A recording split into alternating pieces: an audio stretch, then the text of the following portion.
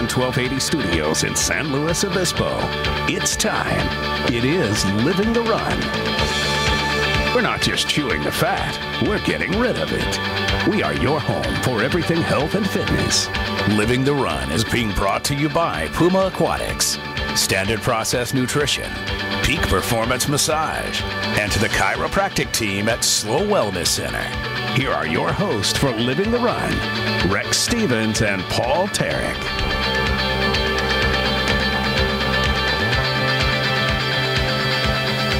Welcome to Living the Run. I'm Rex Stevens, in studio with once an Olympian, always an Olympian, the voice of this show. Right. I learned something last week, Paul Tarek. Paul, always good to see you.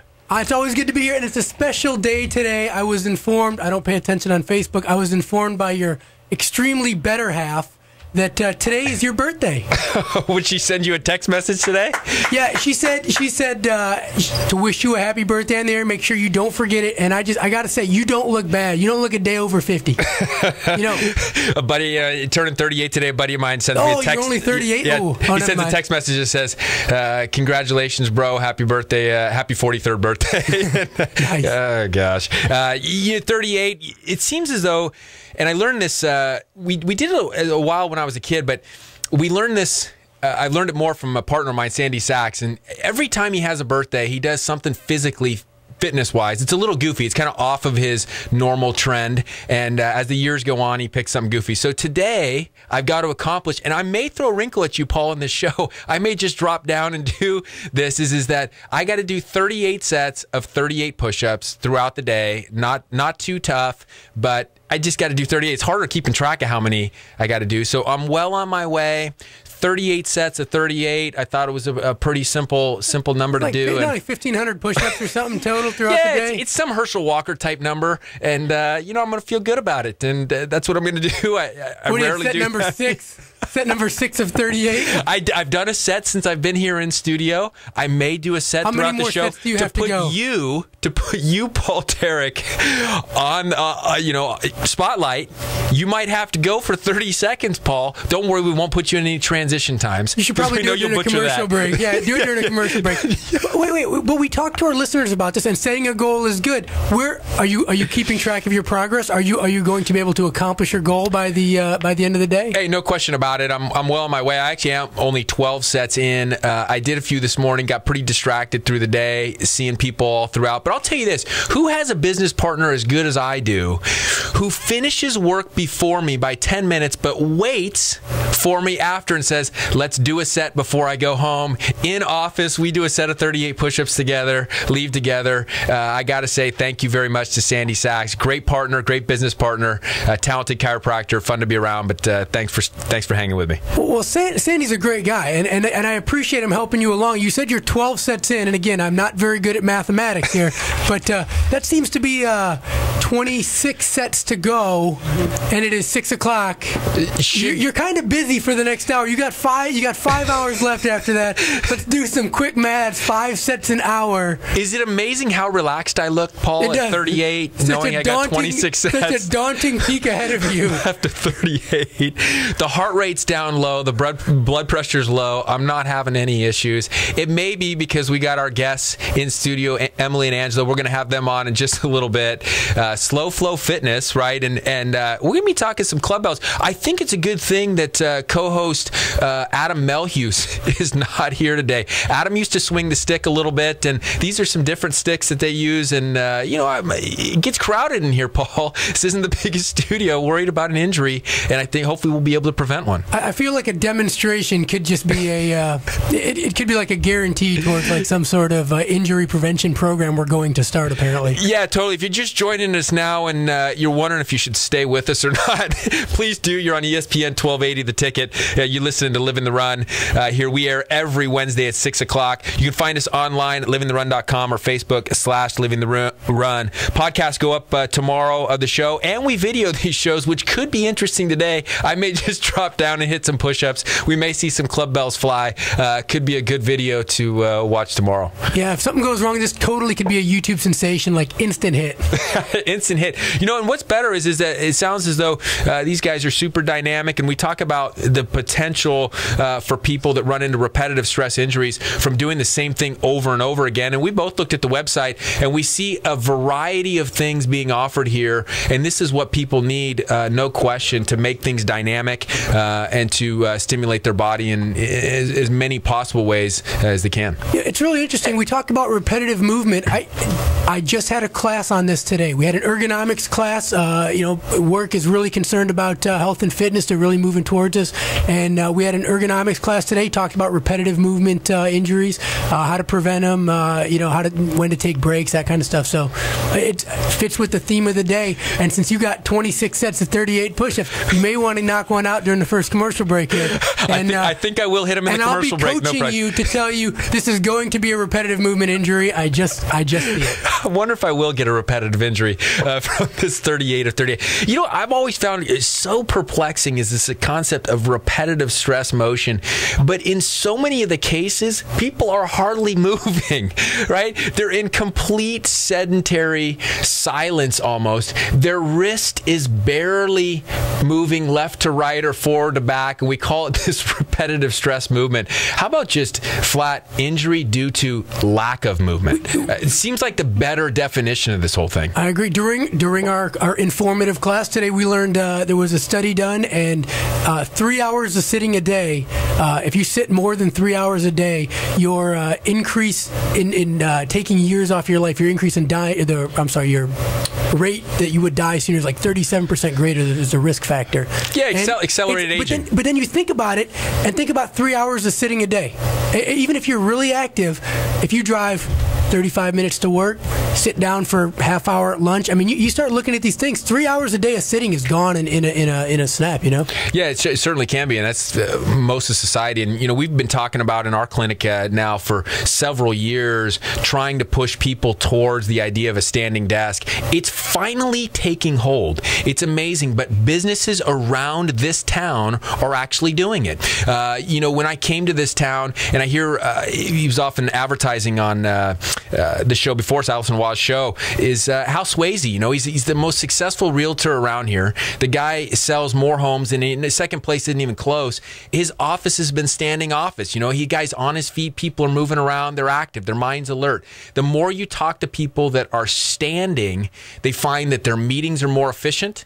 Their work time is more efficient, and nobody says I'm more tired. At the end of the day, everybody says I got more energy than ever. I'm ready to do more things. Metabolisms go up. You see weight loss even in people that don't want to lose weight. They go find that set point, and you're seeing this stuff start to take off, and it's just going to get bigger because we got to get out of this sitting lifestyle. It's killing us. Maybe they need to invent some sort of product where the internet would, your access to the internet is powered by your walking on a treadmill at your desk. That would just be. Either nobody would ever go on Facebook again, or people would actually be in shape, Well, Paul, they do have that. They've already got treadmill desks. They've had treadmill desks for years. But do the treadmill desks actually power the equipment that you're using? Hey. That's what I'm saying. You want to get in and check your personal email at work? You better start walking, buddy. Oh, Facebook, incline goes up, This is genius stuff. The carrot on the end of the stick, I know. It's crazy. You're not going to be having to work those outages for long, man. Entrepreneurship at its finest. Gerbils on, There's always going to be that one guy who brings his dog to work. It's like, I'm not walking. My dog will do it. These girls are sitting in here going, what show are we at? Listeners, again, you're listening to Living the Run here on ESPN 1280, The Ticket. It's an amazing thing how we got to where we got, and now we act as though some of these things are so surprising.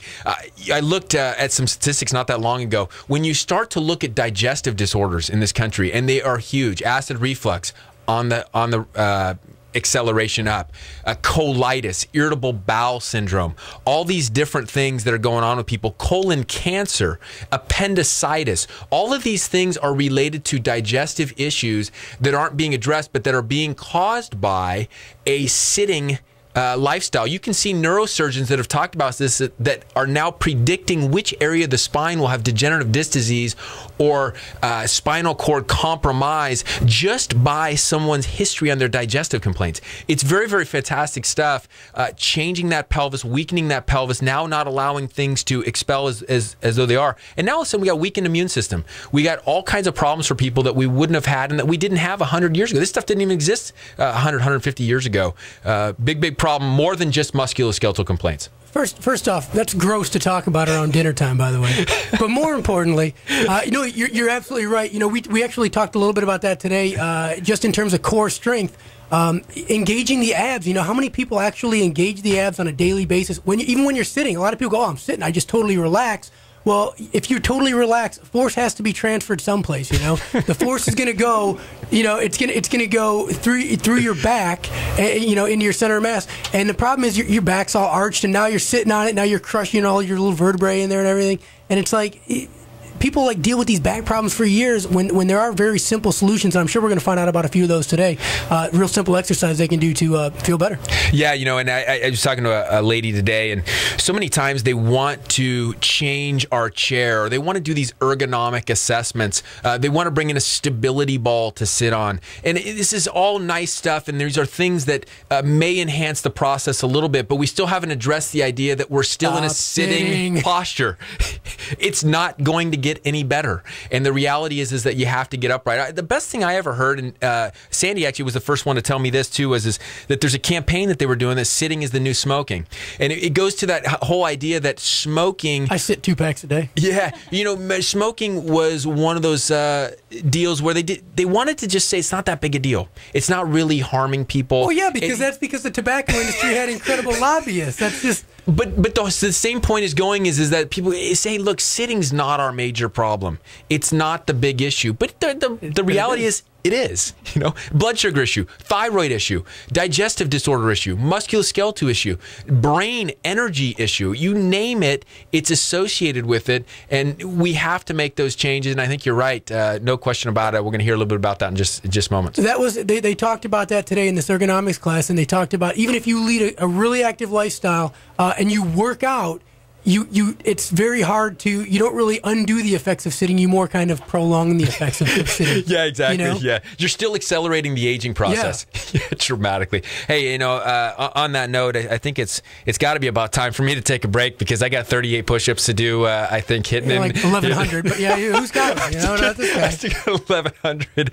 That birthday type of deal. We're going to come back with Angela and Emily from Slow Flow, SLOFLO Fitness. You can find them at slowflowfitness.com. Back in moments.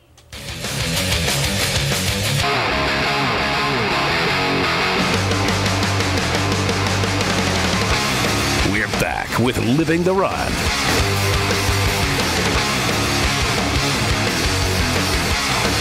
Welcome back to Living the Run. One more set down, Paul. 13 of 38. 25 to go. You're the mathematician.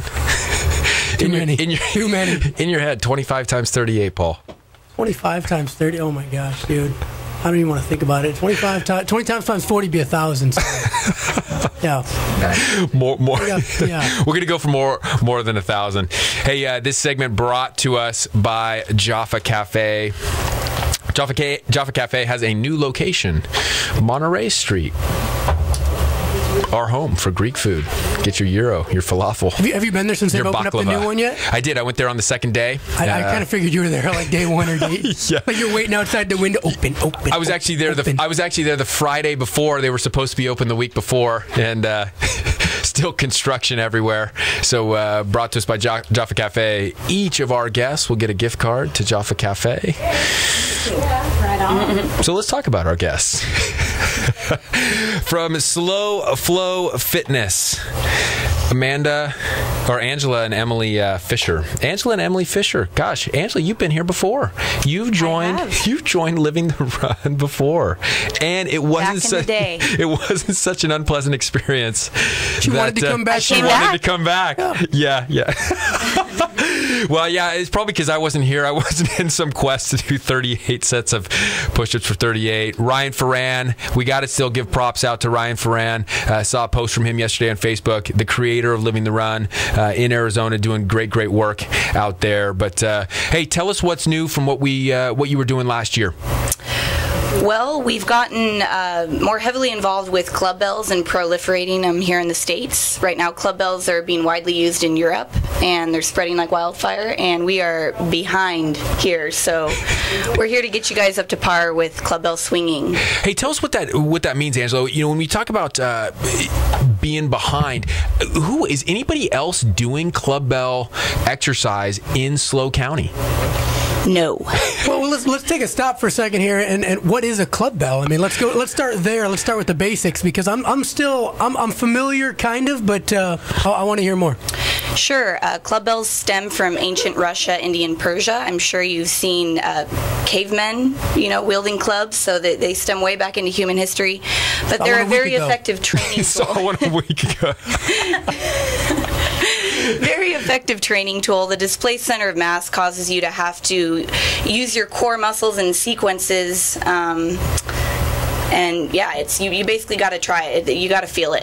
Well, when you say club bells, does that mean that we're always working with multiple? Are we juggling multiple apparatuses here, or and describe it for the listeners too, because people don't know what a club bell is. They've heard of kettlebells. Looks like a baseball bat. Yeah, exactly. Looks like a baseball bat. But as you were saying earlier, I like how you said this in the break. Swinging one like a baseball bat, like our co-host Adam Melhuse might want to do, is like, what'd you say? Nails on a chalkboard. Worst thing you could do. Worst thing. So these things look like a baseball bat. I don't know if they smell like one, but they certainly aren't used like one. Correct. You can maneuver them, and some of the exercises you use with club bells are somewhat similar to kettlebells, kind of like the brother, I guess you could say, of the club bell. But the increased displaced center of mass is going to cause you to have to really ground and use your core strength to a whole nother level. Got it. So, one of the questions got to be is how do you get into this? So, Emily, when we talk about this, is this one of those things where it was just kind of you guys had some sisterly battles here going on, and it was just kind of a way to don't even know. Yeah. It was kind of a combative type. It started out combative, and then it became a fitness thing. Yes and no. But actually, I was just basically observing my sister and looking at the results that she was getting, and I wanted a piece of that action. Oh, so I like that. It's very, very efficient fitness tool because it's meant to be inefficiently designed. I mean, you go in the gyms nowadays and you see all these high-tech machines, and they practically do the work for you. So, I know those are the best kind. Oh, you see how much my machine benched today for me? That was awesome. So we're trying to get away from that and actually make you be more efficient by having an inefficient primitive tool. Got it. It's funny you say that, because I saw Angela probably, I don't know, it might have been 3 or 4 years ago at Kennedy doing them, and I kind of my reaction was kind of different. I didn't think I want a piece of that action. I thought that almost is intimidating. Good for you. Yeah, good for you. Yeah, of course Paul's mind goes there, but it was more the married guy whose mind just still doesn't ever quite make it. What I thought was more intimidating. How many of the people that you encounter find it to be more intimidating versus your exhilaration? Hey, look at this. This girl is fit. She's ripped. The muscle tone looks great, and you can tell she's sweating and loving what she's doing. Well, I mean, to tell you the truth, when you look at them at first, it's quite intimidating. But the minute you pick them up and try them, you can just feel the difference. So yeah, I mean, they look spectacular. It's something you might see in the circus. So at first, it's like, wow, how would I ever do that? But the minute you pick them up and you feel the way that they swing, I mean, this is multi-planar weight swinging as opposed to linear weight lifting. So it's just it's a whole different ball game. So just walk us through, like, I'm just an average Joe off the street. I come to you guys. Hey, what do you recommend? We're back with Living the Run. Welcome back to Living the Run. This next segment brought to you by Left Coast T-shirts. If it's shirts you need and printed with anything, hats, embroidery, whatever it is you need, go to David Whitaker at Left Coast T-shirts. Got these tank tops for you guys, Living the Run tank tops. I got smalls and mediums here. I don't know which. Thank you. Which one you like. Right. Good workout tank top, super soft. Good stuff. If you missed any of the show, we're on livingtherun.com, facebook.com/livingtherun. And it's the reason I'm breathing a little bit. I was going to say, Rex, you need to take a break here, buddy. You're a little... You know, if you're just joining the show, turning 38 today, doing 38 sets of 38 push-ups. And in that break, I decided to try to double up. And I did hit 76. It was a little rougher, but that knocked out 2 sets there. So 15 sets down. Not bad. 23 sets to go. Not going to get it all in this hour, but hey, maybe through the CJ Silas Show. Remember to stay tuned on ESPN 1280 The Ticket. CJ Silas Show is next at their new time, Wednesdays at 7. We've been in studio with Angela and Emily Fisher from SlowFlowFitness.com. We've been talking, not kettlebells, Paul. Club bells. You had me thinking when you were talking about them being like the sister to the kettlebell. I just kind of imagined this like workout little family of like kettlebells and club bells. Hey, talk to us, guys. And you know, it doesn't matter which order to go here, but obviously you did some fitness things before. You probably played some sports. You did, you meddled in all the different areas of maybe fitness. Talk about the changes you've seen, maybe physically, mentally, both in your bodies, in your life, in your health, since you've taken on the self-care approach rather than the dependent healthcare approach, as you put it. All right. You want a personal story? Personal story would be great. All right. Well, your personal story would be great. My friend Bob. Wait, you could give Paul's personal story, but we're about to go deep. I don't even think you know. We go deep on Living the Run. We do. Yeah. So I was on antidepressants for like 13 years, and I started doing this stuff. I met some guys who did it, known as the Wolf Pack, up in Salinas, California. I went to school up in Monterey, and I met them, and they kind of took me under their wing and put a club in my hand, and I fell in love. And I moved away and kept at it, and about a year later, I honestly, organically stopped taking my meds. And after, like 2 weeks, I was like, wow, I haven't been taking my meds. And I was like, maybe I should evaluate how I feel, because I didn't even notice, right? And so that was when I was like, well, there's my answer. I'm feeling great. And so that was essentially for me what got me off my medical dependency. Yeah, I appreciate that. Paul, not to interrupt you, but I appreciate that because I talked to somebody today and we just kind of went through every, quote, scientific article ever written. Actually, we'll all agree that the best antidepressant out there is some aspect of exercise. Sure. And I was just going to ask that, is before you had picked up, with the Wolf Pack here, were you doing any sort of workout regimen, or was it just kind of hit and miss? Yes, I had plateaued on a 5-day-a-week, hour and a half workout a day routine. Now I don't ever work out more than 30 minutes. It is the most efficient and effective workout I get, and I'm able to have the energy to do anything else physical that I want to do throughout the day. And I have to say, there's lots of ways to train out there, but nothing makes you feel more badass than swinging a club around. Yeah, I believe it. And you're kind of, it's amazing, but exercise is a key to this kind of depression thing, or anxieties and some of this kind of stuff. But you hit it right on, is because you like what the heck you're doing. Mm-hmm. And so many people are doing exercises they don't like. And we've talked about that on this show before. I don't get it. You're not going to get the results that you want, either physically or mentally, doing exercise you don't enjoy. It's not a prison sentence. It does. And there's days that you may not want to do the workout, but when those days are few and far between, but if you're going every day, dreading what you're doing, it's a fine, working out is not a 3-year thing or a 2-year thing. It's a lifestyle.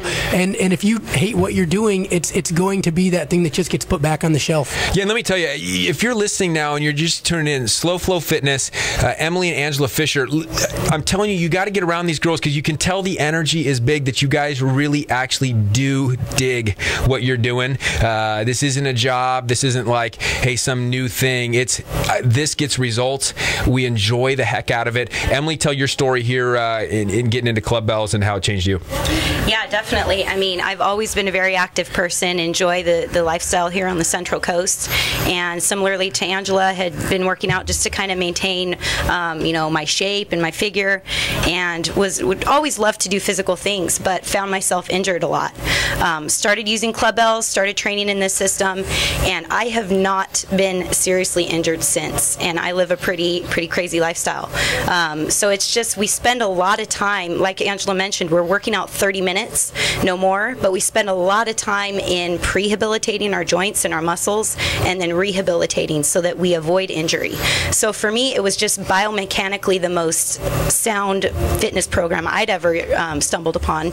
And to not be injured and be able to do the things I love and enjoy to do, I mean, it just doesn't get any better for that. Not to mention the emotional benefits of it, like we're talking about, but you couple that with the physical benefits and just feeling strong and powerful and never being injured or hurt. It's a win-win. Yeah, I love that. You know, you get the new restorative mobility class, you get the new club bell athletics class. We just got a couple minutes. Give us a good testimonial on somebody who came to you, maybe hesitant about, was struggling with different areas of fitness, what have you, and who really got their life kind of turned around just by kind of joining and getting on this club bell thing. You know, we've worked with a lot of people. One lady in particular, she's got early onset Parkinson's and has just been really struggling with that, both emotionally, obviously, in a diagnosis like that, but then also physically. And taking her care into her own hands, trying to be proactive, she's been coming to our restorative mobility classes and is having phenomenal results, not just physically and being able to keep her system flowing and optimum, but also emotionally. It's been so good for her to come and know that she's taking this action to fight for herself. We've also had great experiences with athletes because, like I was saying, it's just such a good system for avoiding injury and keeping really, really strong. So athletes really love it and have great results. Yeah, awesome. Real quick, tell people where you are. Where is Slow Flow Fitness? I know we got a phone number if they want to call you, 805-302-3443. That's 805-302. That's my cell. Give us a call. 3443. Yeah, it sounds like you guys are so adaptable and getting right to people and getting right back. Tell us where they find you, because I know you go into places, but can they go to a location as well? We are where you are. We have also access to several facilities throughout the county.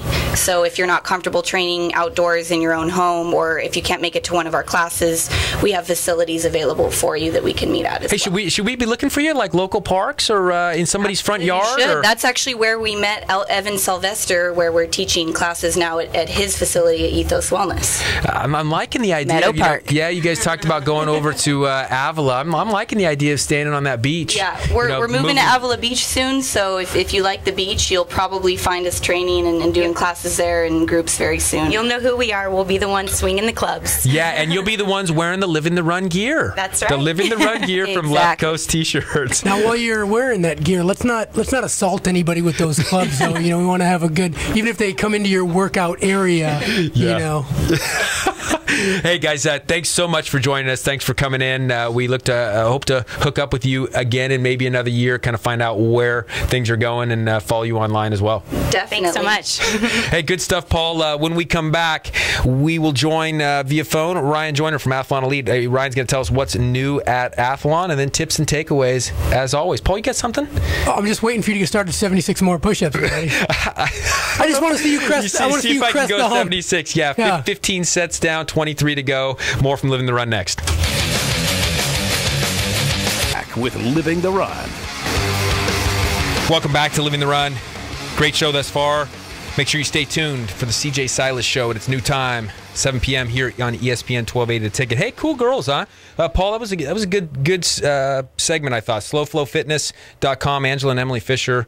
Fun stuff, a little bit different, but something definitely that's going to catch on in this kind of core fitness world, multi-planar type movement world. You know what's funny is during one of the breaks, I talked to Angela and I said, I remembered talking to you a while back. This was before we had her on with Ryan Ferran. I ran into her at Kennedy one day and she was doing some really interesting, just really interesting movements. And it was like, at the time, everybody else at the gym was just kind of doing normal gym stuff, and it was like myself and the guys I trained with were the only ones really doing awkward type training things, just things you don't normally see in a gym, and so was she, so I kind of had to ask about it. And I remember her telling me then like what she was into. I was like, oh, that's pretty awesome, hey, good luck with that. We'll see how that pans out, it sounds awesome. And it wasn't until just now when we were talking that it clicked. I was like, oh my gosh, I talked to her like 2.5 years ago or more.